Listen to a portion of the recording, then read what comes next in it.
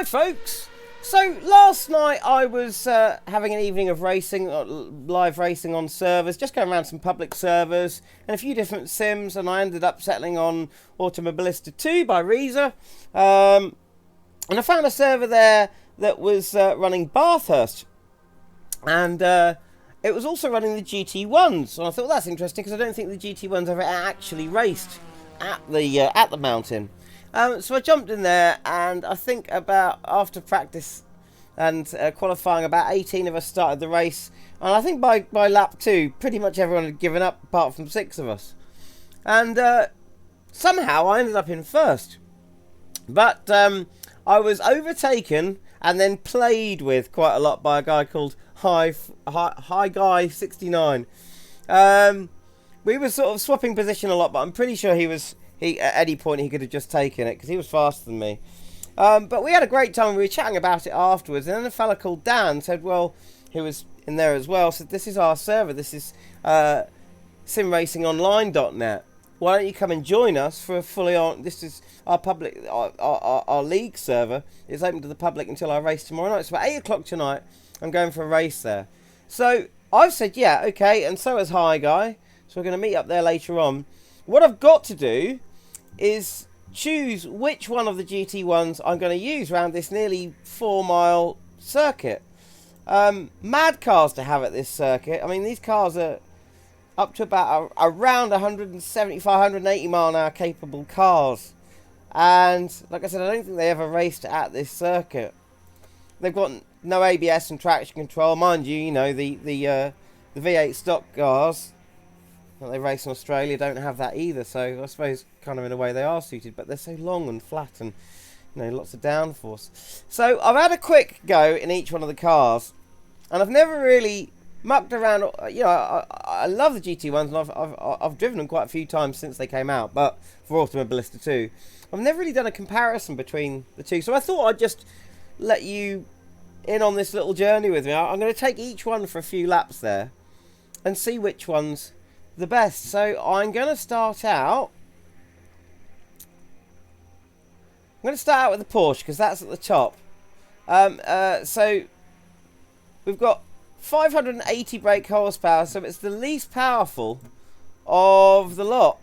But in terms of weight, well, it's actually, in terms of weight, it's in the middle. It's in between. The McLaren, the Mercedes is heavier, and the McLaren is slightly lighter. But then the McLaren's got a lot more torque to it, and of course horsepower. So let's take the Porsche. What I have found on these few tries that I've done is that the McLaren sits somewhere in the middle in terms of handling around this track. Whereas between the Porsche and the Mercedes and the Mercedes are very different between these three cars in this car class. The Porsche and the Mercedes are the most different. And the McLaren somewhere in the middle. So we've got 6 laps of fuel. Going to use the default setup. Let's get out there. Try a few laps. Now, so far I've found that the Porsche seems to accelerate like a bullet from a gun, but it's limited on top speed. It's hitting its top speed just as you get down to the bottom of the hill, down to Chase corner. But it's getting there quicker, whereas certainly the McLaren's got a lot more to go on the rev range. And they're all hitting at nearly 180 or dead on 180 mile an hour down there. But the Porsche, with its acceleration, also seems to be, out of the 3 of them,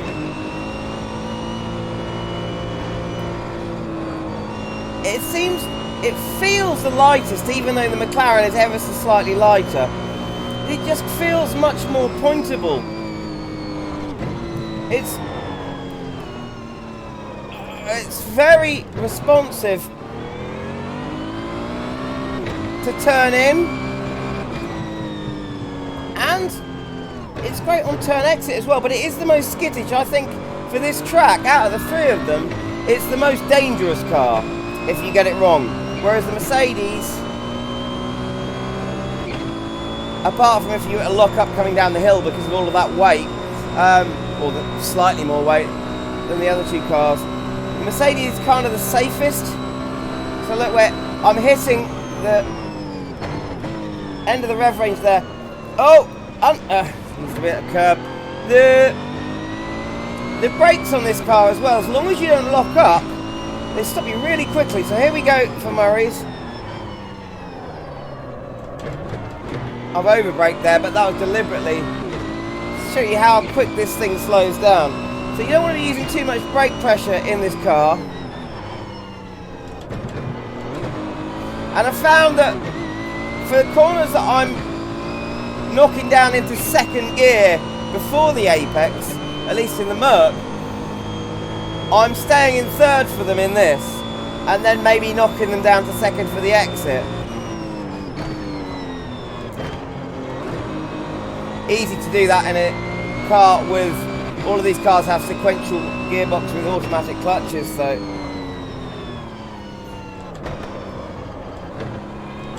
So there, in the McLaren or the Merc, I'd be changing down to second on the apex or before it. I daren't do it with the Porsche. I'm changing down, you know, I'm in third for that and changing down afterwards. But the turning, especially around Farney's here, is just, and here as well, able to use all the power. It's down the hill on the brakes, so I've got to be a bit careful.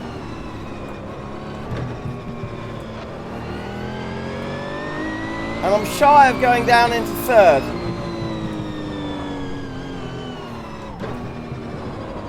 But you know, the whole point of this exercise is to figure out which car I'm going to use. So, on lap number 2 at the moment, we'll do one more lap, see what kind of a time we get, swap to the Mercedes or the McLaren, whichever one's next on the list. 181! As long as I'm really careful with the brakes at the bottom of the hill there, it's just stopping so well. But once you know, it's a bit more of a knife edge kind of car than the Merc, at least. The McLaren's somewhere in the middle. But it feels a bit more precise. I mean, I don't know if you saw in one of my other videos, inside, so I was looking at the Brit pack for ACC, and part of the title is the Stew Man tried to kill me. Don't worry about why that is. Well, it's because he chose a Porsche for me to drive, and I found that, you know, it was the most difficult car to drive in ACC. This is a Porsche, and out of the 3 cars, initially this car feels hard to drive because, of course, in a sim, especially if you're on a test day, there's no other cars on the track, you don't have to worry about if you hit something, you're not going to die. But once you get to the limit in this car, you can step over it quite quickly. But I don't know if you'd feel like this was the fastest in real life. Of course, in real life, you'd be shy of the limit, but you might get there quicker if that makes any sense. The McLaren is slightly similar on the back end under braking and power as this car is, but it's a bit more of a gradual sort of swing or slide when you lose it. The Mercedes just feels very heavy and quite planted and very safe.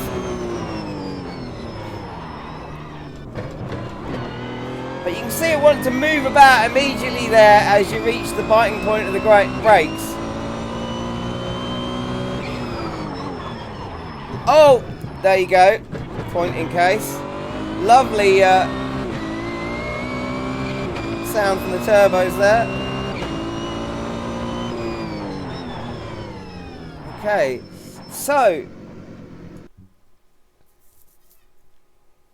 159.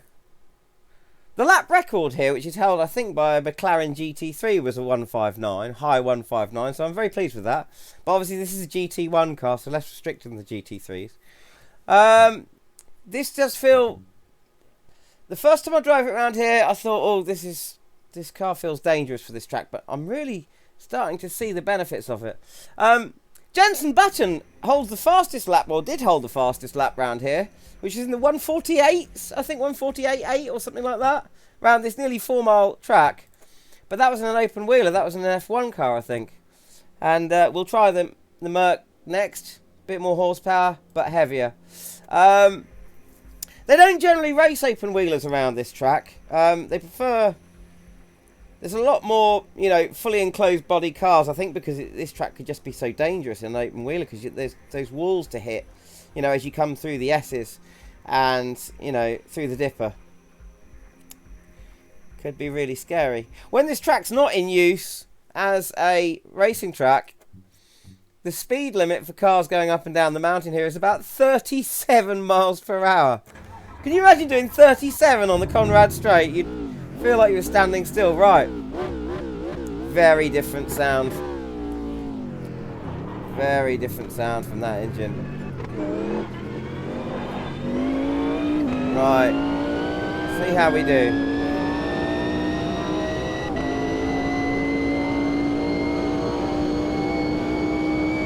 Gears in this immediately much longer.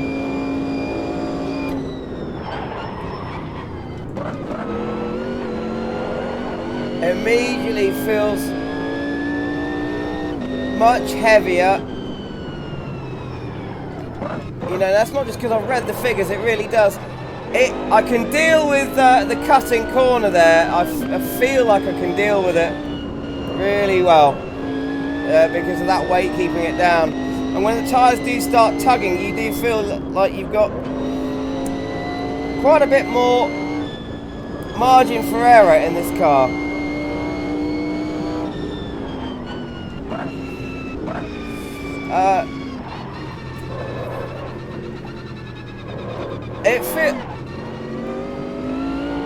Right, you can get the back end out a little bit under power as I did there, but it's very gradual. It just doesn't feel as skittish as the Porsche. Very close to the wall there at Forest. You go down the Conrad Straight.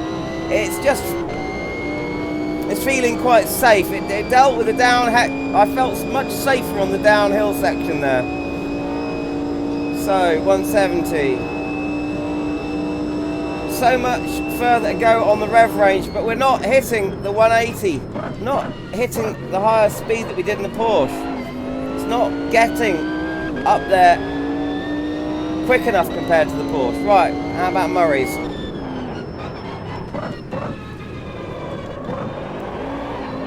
Oh yeah, a bit of the back end going out to pass. In second, went down to second gear there, I think, so.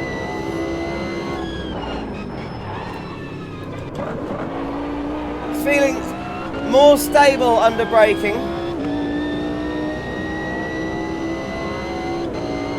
Oh, these GT1 cars are a lot of fun without any traction control or ABS and these kind of speeds. It's just...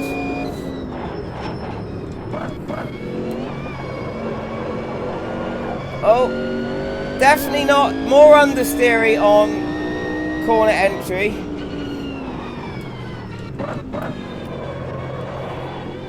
Seems to be dealing with the bumps a bit better. I did wonder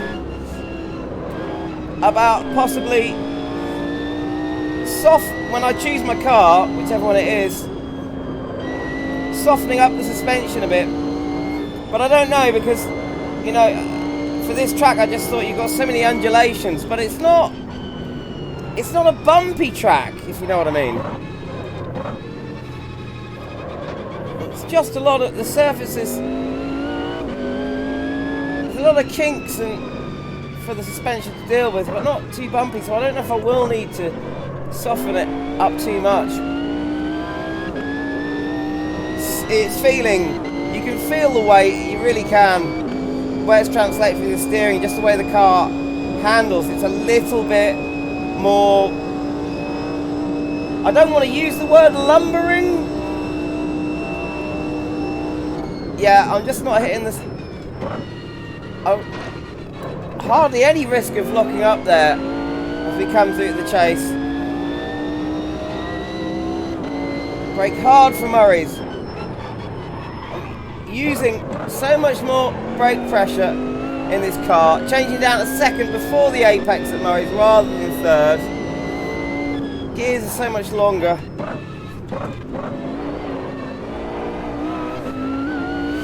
Should have banged down through the gears quicker there.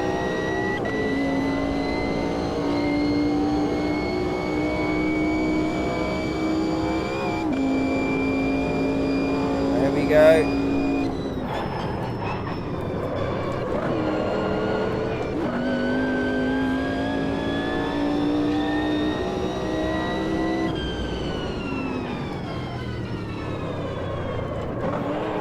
Whoa! So they're getting the back end out on this under the power. If you accidentally use a little bit too much more power, it's much less of a butt clenching moment than it is in the Porsche. Because with the, you know, it's not so much of a knife edge. But it doesn't feel so precise. It's not lumbering at all, it's just not as precise, and I've screwed up Forest there. Right. We hit 180 this time. There's so many more revs left by the time I get to the bottom of the hill here, but so I know this could go faster top speed than the Porsche, but it's not getting there as... No, I can't hit 180. Could have possibly done if I'd braked far too early there. Right, let's get around Murray's and see how we did.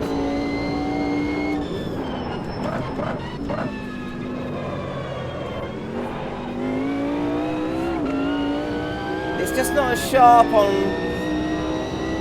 corner exit and entry. So let's stop here at Hell Corner. Let's see what we did. 159.820. So we're not far off the Porsche. Similar, very, very similar time. Just feels a much safer car. But it's so hard because the characteristics of the Porsche, it's just, you're on a knife edge, but it's so pointable. It's just such a great drive. Right, McLaren. So we're sitting about in the middle, weight-wise, with the McLaren. Well, no, actually, it's the lightest. It's the lightest, but we've got more torque, more horsepower. Well, same as the Merc, but more than the Porsche. So let's see how this deals with the mountain.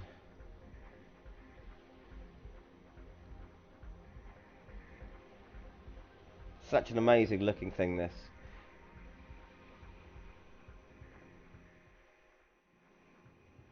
And such an iconic car as well. Right, 6 laps. All of these laps are done with 6 laps of fuel. Oh, and then in the McLaren, of course, we've got the central driving position, which is just... That's a bit of a thing, really. It doesn't feel as wide as the Merc. I don't think it is. Or possibly the Porsche. Alright, let's do it. Very different. Oh, that engine sound, that's something else. And we're climbing quickly.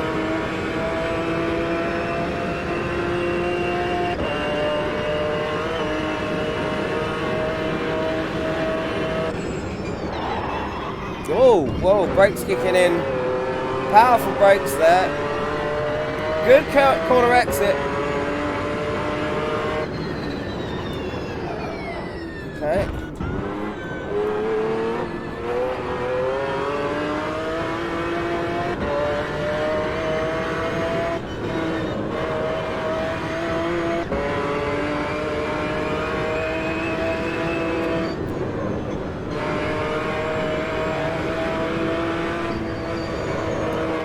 Oh wow, we can stay really tight to the inside there. Right, see how we deal with the S's and the dipper.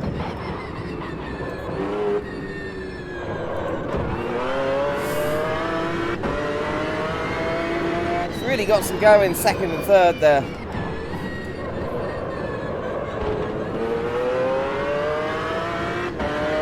Really great corner exit. Doesn't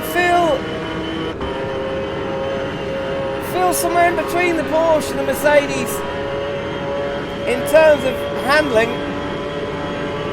Once again, like the Mercedes, I've got a lot of revs still to go, and I'm not hitting the same top speed as I am in the Porsche.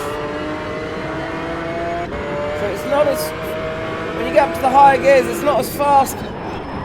Oh, those brakes are great.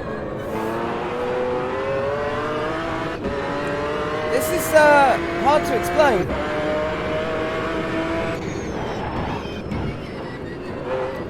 I could turn in much earlier. Okay, I think this has got possibly the best brakes of the lot. But do bear in mind, this is just a quick sort of first time test of each of them. Oh wow!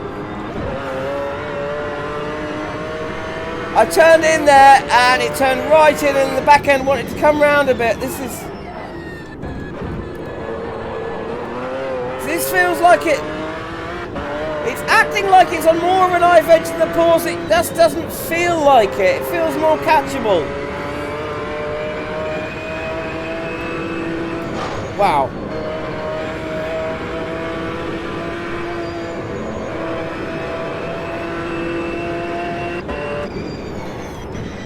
Could I have braked later there? I don't know. I just, you know, don't.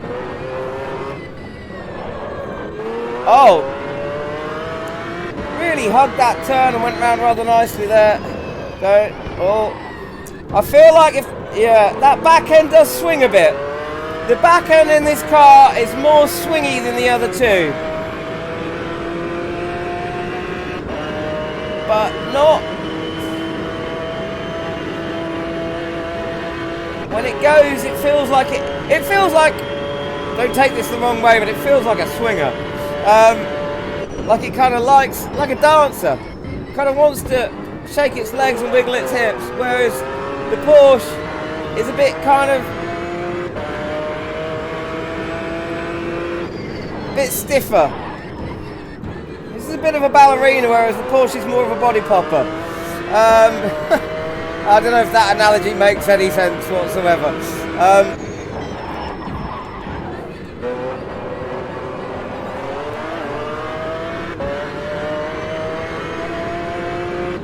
Okay, this is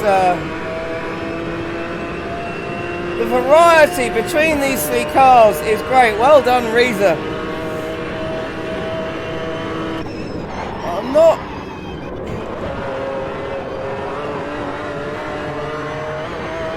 Right, getting around Griffin really well. Even though this car feels a bit safer than the Porsche, it could be more dangerous because it could tempt me to want to go faster, because it just really makes you want to drive it.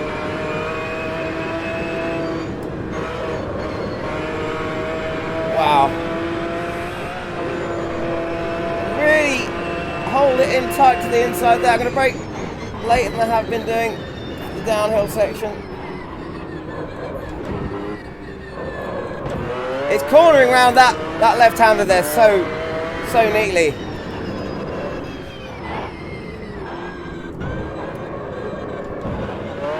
Oh, accidentally changed out the first through Murray's there. That could have been terminal for the engine.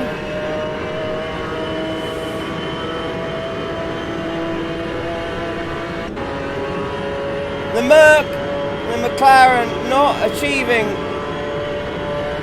although we're hitting 175 there, not achieving what the Porsche was achieving. It just feels that I'm using that back end slide there. I'm actually using it. Right. And it's It's got great brakes, but it's much more stable at the edge of grip than the Porsche. Right, okay, let's see. Oh, wow, yeah, those brakes are great. Okay, let's see how he did. 2 minutes. 2 minutes. Oh, this is such a hard decision. What am I going to race tonight? The Porsche seems like the quickest. And it's a great drive. They're all great drives. Just the characteristics. Oh. This is why I love sim racing. We get to try out these cars and appreciate each one for what it is. I mean, obviously, I'm not the best driver in the world. I'm not the fastest. I'm not a super, I couldn't be a test driver. I'm not Mr. Super Consistent. But the feel is... It's going to be such a hard decision. I might record this race and make a video out of that when we do this tonight. But seems like the Porsche is going to be quickest. The McLaren is a hell of a lot of fun, though. I really like it. And the Mercedes, it's got that low rumble to the engine, but it's so planted and very safe. I'm thinking I'm going to have to go with the Porsche. I'm thinking it's going to be the Porsche or the Mercedes, but I really want to take the McLaren. I don't know. If you've watched this and you've got any thoughts on these three cars, put them in the comments. I'll try and get this up before the race today. What a joy they are to drive. Anyway, dear Bomb, take care.